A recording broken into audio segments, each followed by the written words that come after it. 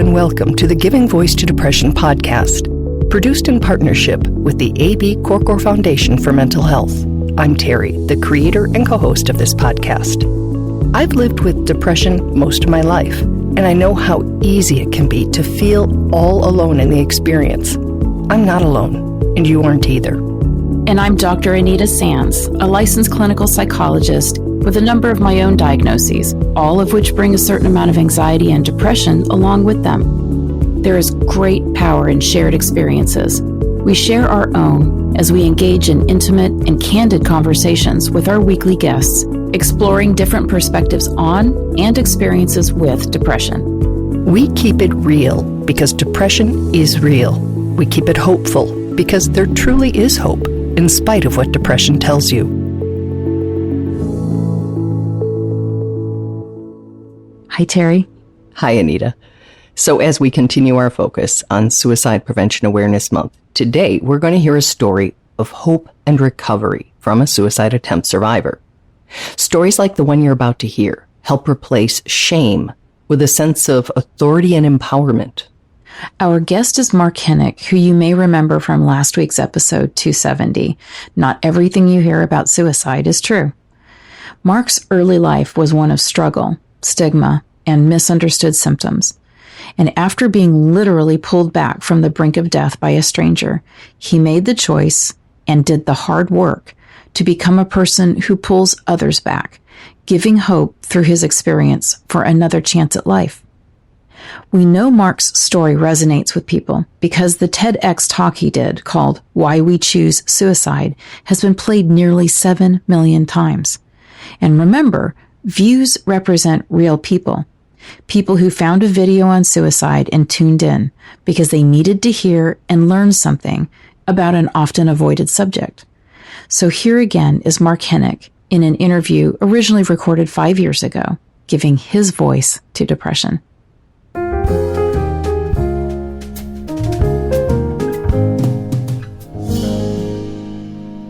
Mark first started dealing with depression and anxiety when he was in elementary school and could still tell his age by holding up fingers.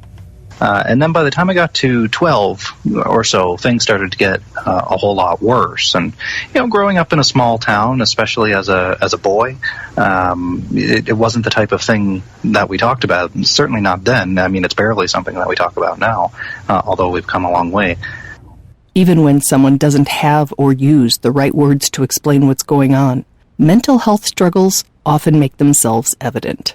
One indicator is a change in school or work performance. Because it turns out when all this stuff is happening in your head, your attention is like a spotlight. You can only point it at one thing at a time. And if it's so focused on your anxiety and depression, other things are going to start to fall away. Mark vividly remembers that spotlight being blinding during a test at school. So instead, what I did, since I didn't know any of the answers and my mind had completely blanked out, I started doodling pictures in the margins of the empty test, and I drew 10 different ways that I could kill myself. And that was the first time that the stuff that had been happening inside me ever came out in some way, ever was expressed. I didn't ask for help, but it was certainly a cry for help. You can't bottle those things up forever. They're going to come out eventually in some way. And as you might expect, that caught the teacher's attention. But neither she nor the guidance counselor she sent him to were trained or equipped to handle the situation. Mark ended up in the hospital where he was determined to be suicidal. And while it would be wonderful to be able to say young Mark was properly treated, medicated, and counseled so he could live happily ever after.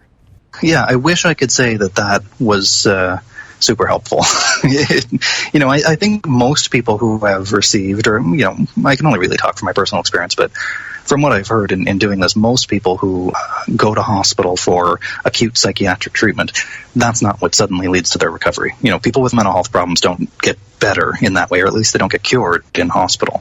Hospital is a way to keep people safe. And actually, oftentimes, as happened with me, it can be really quite traumatizing, actually.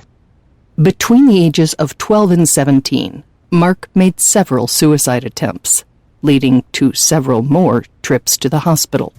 until eventually it culminated into finding myself on the edge of a bridge late one night where I had a plan to jump. And if it wasn't for a complete stranger who arrived and who actually physically grabbed me when I let go of the railing and pulled me back, if it wasn't for that, I never would have survived, certainly. So when you're in this place of emotional scarcity, that's the only thing you can focus on, is getting your needs met in whatever way possible to be able to relieve yourself of this burden. And for me, since I had no other tools, the thing that I became fixated on was suicide. And now I almost think of it as becoming addicted to suicide in some ways, because I had no other coping mechanisms. Nobody had ever taught me any other coping mechanism. So it wasn't that I wanted to die for death's sake. It's that I didn't want to live that way anymore, and I had no idea how else to get out of it. But because of the environment you were in and the time you were in, you didn't see all of that as a failure of the system? You saw it as a failure of yours? Absolutely. And especially once you become, as they say unflatteringly, a frequent flyer in the mental health system, which is when you come in and out so many times because you're not getting the help that you need, you start to think that you're unhelpable, that you're fundamentally broken and different, and that you'll never be redeemed. So it actually ends up making it worse in many ways. And by the time I got to my last attempt, that's exactly how I felt. I felt like I had reached out for help in the only ways I knew how, that nobody could help me. And actually, by that point, by the end, I thought that everybody had just written me off, that, I'd never amount to anything, that all the newspapers and media reports were telling me that I was probably going to grow up to be a serial killer or a rapist or an arsonist or some other criminal, which, of course, people with mental health problems and illnesses aren't any more violent than anybody else. Actually, they tend to be victims of violence more often, but that's not the narrative that you hear. So by the end, I felt like if doctors even can't help me, then nobody can. But after the stranger pulled him to safety, something in Mark shifted. He chose to be, and now is, like that stranger, a person who gets behind people and reaches out to help them survive. That's what I've been doing ever since, once I found that purpose to share my stories about attempted suicide, about the struggles of my depression and anxiety, to really use that to break down the stigma, which then gives people permission to speak up and speak out. And that's what's given me the purpose that's kept me alive, I think. So it's from that perspective that we asked Mark what we can do as adults, as parents, as society, to make the world a safer place for those of us with mental health challenges, starting at a young age. Almost everywhere, it seems like, the community's approach to suicide prevention is to building fences and means restriction, it's called, on bridges, and putting phones on bridges. Essentially, I think of it as, and don't get me wrong, that stuff is necessary, it does work, but it's like lining up the ambulances at the bottom of the bridge. But we need to be preventing people from ever going there in the first place, because once you open up that cognitive pathway in your mind, once you unlock that way of thinking, it's very difficult to unthink about suicide. I've long since achieved a good place in my recovery, and I've learned so much from these experiences, but I can't forget that I used to be suicidal. I can't just grow that pathway over in my mind again. It would have been helpful had I never built it in the first place. So Mark advocates for early intervention, way upstream. Teaching kids about their emotions, for example, how to name and label their feelings, how to cope with stressors and emotional distress in more constructive ways. These are all really basic skills that we can teach kids from a very early age that can help to avoid these things much further downstream. And do you believe that if you had been able to say, had perhaps even known how to say, I'm having very dark thoughts, I'm stuck in this loop, I think something's wrong, that if your parents or any other adult had responded in what I'll judgmentally call an appropriate way, that it would have ended differently for you? I think it would have helped. On one part of me would say, well, avoiding trauma would be a great way to avoid the mental health problems that result. But realistically speaking, if we're not able to prevent all bad things that happen to everybody, then giving them the tools more effectively to deal with those, giving them the safety to work through these kinds of issues, and we're still really not doing that. Why isn't there mandatory mental health education in every school? Since we know that it'll impact your productivity, the way that you work, how effective you are. It'll reduce how much of the healthcare system you use. It'll reduce police interactions. Just if we give people a better understanding of their emotions and how to better manage and handle them. So I think there are systemic ways to help people that we're still not doing as well. So we asked Mark that very question. Why isn't there mandatory mental health education in every school?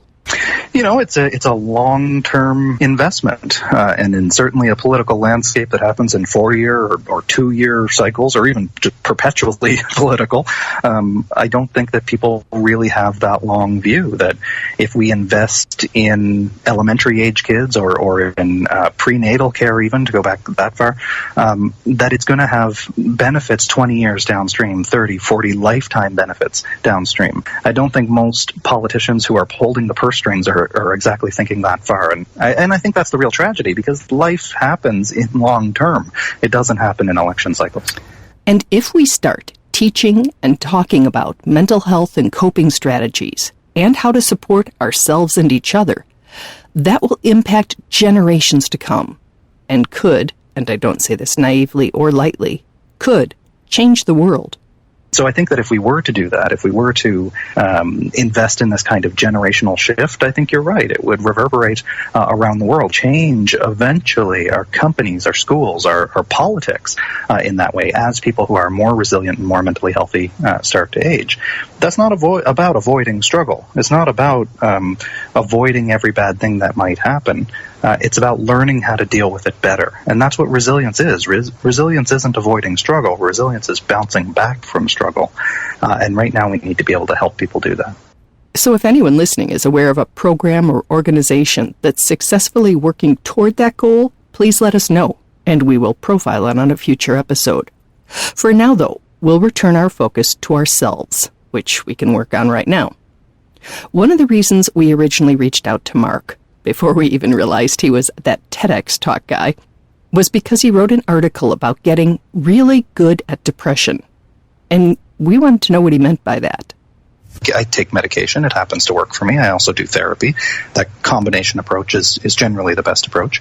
But I also leave room for the fact that I'm going to relapse from time to time. I'm still going to have hard days. And everybody has hard days, but I'm still going to have days and weeks, sometimes months of depression and of anxiety where it actually interferes with my life. However, knowing that, it doesn't necessarily mean that I'm uncurable anymore. In fact, I've actually been able to turn the tables on it and say, I've gotten through this before. Why wouldn't I get through it this time? And actually, every time I get through it, I learn a little bit more each time about what helps me to recognize that it's coming on, what helps me to get out of it. Sometimes it's just a matter of patience, realizing that, this is going to be a tough couple of weeks, and that's okay. It's allowed to be a tough couple of weeks. I have depression. That's how it goes. So I think it helps to give you perspective. It helps to shorten the relapses, I think, knowing that you actually have more power over this thing than you think you do, and that it just may be cyclical in nature. It may be episodic in nature, and that's okay. Not okay in a welcomed way, of course, just a realistic one. And then Mark implements the coping strategies that he has learned work for him.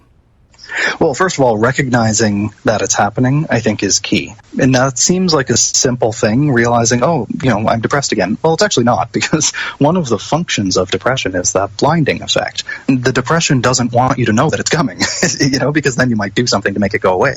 It's sneaky that way. So I think recognizing, I haven't been quite myself for the last few weeks. I wonder what's going on here. I'm withdrawing more. Part of it is recognizing what your individual manifestations of your diagnosis are, too, or whether or not you have a diagnosis. For me, it's withdrawing more, becoming more irritable, eating differently, less healthily, for sure, interacting differently with people. So when I start to notice that trend happening, that shift from my baseline, that's the first step to then starting to implement some of my recovery strategies. I can give myself more time to complete tasks, for example, so I can focus on them better. Paying attention to my sleep, making sure I have a great, or at least a better sleep routine. I'm going to bed earlier, that I don't have my phone on my nightstand nightstand and checking it late into the night, that I'm making a point of leaving the house at least once a day. Making some of these small changes in my life that maybe have gone off the rails as a result of my depression. And then if necessary, and this has happened a handful of times, if I need to go back and talk to my doctor potentially about a change in my medication, or if I need to onboard some therapy for a while, there have been many instances where I've done that for anywhere from a few weeks to a few months. It's all knowing, getting a sense of how stuck you are in that moment, and then how big of a chain you need to get pulled out of that stuck place. Oh, that is so worth repeating. It is all about getting a sense of how stuck you are and how big a chain you need to get pulled out of that stuck place. So, I think that when I say grinding it out, sometimes that's just it. Realizing that, it's going to suck, but it sucks less over time if you give yourself patience and space to do that, and have the metacognition, you have the higher level thinking enough to be able to realize that every struggle doesn't have to be the last struggle, that this too shall pass. And that really, maybe that's faith, I don't know, not having the evidence to support that things will get better, but believing it anyway. And I think that played an important part in my recovery, certainly in the early days. In my case, I was literally pulled off a bridge, but it's not like I then went to the hospital and found this amazing medication that changed my life, or found this great therapist who unlocked all the secrets of happiness for me. It was actually a slow accumulation of positive reinforcement, I think. Finding things that I was passionate about, being positively reinforced for that, and then repeating that cycle over and over again for years, until eventually you don't realize how far you've gone until you actually stop and look back. You don't realize that you've recovered right away until you look back and realize, hey, it's been 15 years since I stood on the edge of that bridge, and I actually like my life now, and I'm actually happy. Oh, please let those words sink in, because we need to know, we need to believe that someone, including ourselves, can go from where Mark was to where Mark is, liking his life and actually being happy. Remember that. Everything can change.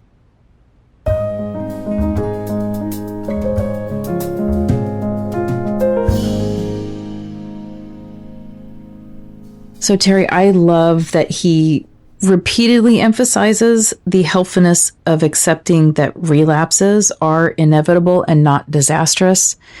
And that's a very, very important point to point out for everybody, whether you're suffering from depression and suicidal thoughts, or you love somebody who is. This is not a one and done. He even thinks sometimes there is that cyclical nature to it, that, the good times and the bad times. So just knowing that it's going to come back, and not being like meh about it or anything, but also not saying, oh no, this is catastrophic, this is horrible, this is terrible. Instead of just kind of going, okay, I see you, I got you, those symptoms are coming back. What do I need to do to kick back in? Using that wellness recovery action plan that we did those 2 episodes on.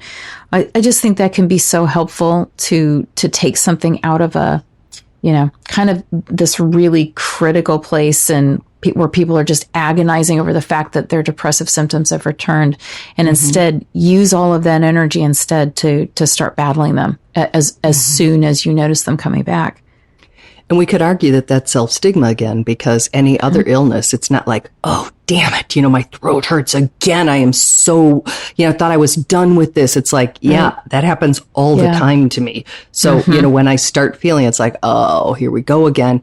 And I jump on it, and it's like, I know I need more sleep. I know I need all the little magical things I use, and magical is a funny word, but all the natural things that I have learned help me. And the same is true when I feel my depressive symptoms coming on, and God forbid those thoughts. So, I think that is a really good point, that it's... I love that you are definitely conceptualizing that as self-stigma, because you're right. Who else would shame themselves for getting the flu again this year? Right. It's sort of... Right. And it's like, yes, you don't ever want to have to get the flu again, but, when you get it, it's like, don't use all that energy being mad and upset that you have it. immediately turning towards self-care, getting yourself the things that you need to weather it, is I know we've talked about that in many other podcasts, but again, I just love that as somebody who really gets this stuff and wants other people to understand it, he's really saying we need to accept that relapses are normal, inevitable, nothing to be ashamed of, just things that we need to deal with. And we will be back next week with the story of another suicide attempt survivor who also just offers such a unique perspective and hope, which is, what we're trying to do here without being bumper stickery or Hallmark cardy. All due respect to bumper stickers and Hallmark cards, but in this, arena, it's like nobody needs toxic positivity, Terry, is what we're talking about. Yes, no one needs toxic positivity when we're talking about suicide. This is just not that kind of a topic. But when people who've been there and in the bottom of the deepest of depression's pits and have gotten out, I think there is such enormous value in that. And so I'm so grateful to people like Mark and next week Janine, who are going to share their stories with us. Okay.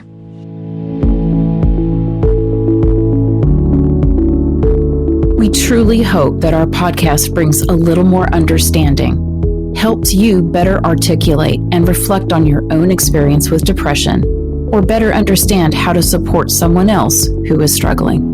If this episode has been of comfort or value to you, know that there are hundreds of others like it in our archive, which you can easily find at our website, givingvoicetodepression.com. And remember, if you're struggling, speak up, even if it's hard.